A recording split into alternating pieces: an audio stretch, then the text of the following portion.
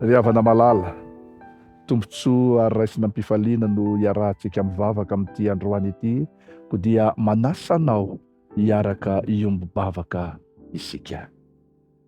Andriamanitra tsara indrindra izay any an-danitro, tsy mitsahatra ny misaotra anao zahay satria Andriamanitra tsara ianao, Andriamanitra mpamindra fo.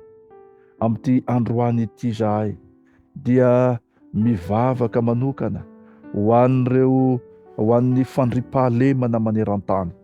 Tompo malalo, mangataka aminao zahay ny idiranao an-tsehatra ka hanomezanao fohendry ary indrindra fanahy malemy eo amin'ny tsirairay avy, ka mba hahatonga ny zanak'olombelona rehetra hanana fiadanam-po sy famindram-po, hiaina ao anatin'ny fandriampahalemana, hiomana ho amin'ny fiainana mandrakizay izay tena tsy misy ady, tsy misy fahasarotana fa fandriampahalemana mandrakizay.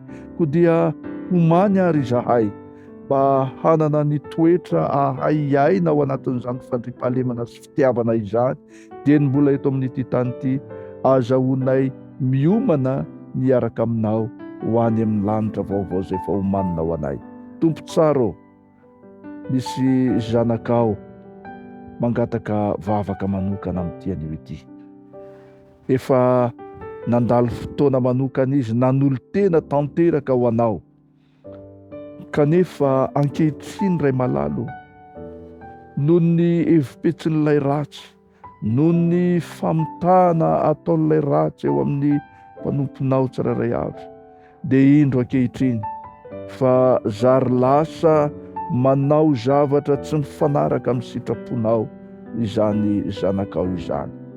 Tompo tsara ô, mitalao aminao ny reniny ankehitriny, miangavy mba hanirahanao ny fanahinao masina hiasa amin'ny fahafenony amin'izany zanany izany, ka mba handehanany hanao ny sitraponao.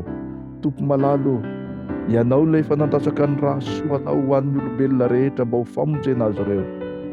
Mitalao aminao zahay, aoka izany zanaka izany mba hiverina amin'ilay fitiavana voalohany, handeha amin'ny lalan'ny sitraponao sy ny fahatahorananao, ary hamme voninahitra anao mandrakariva eo amin'ny fiainany. Izany vavaka izany dia tononona sy angatahana noho ny amin'ny anaran-tsoanao Kristy. Misaotra ray malalo. Amen.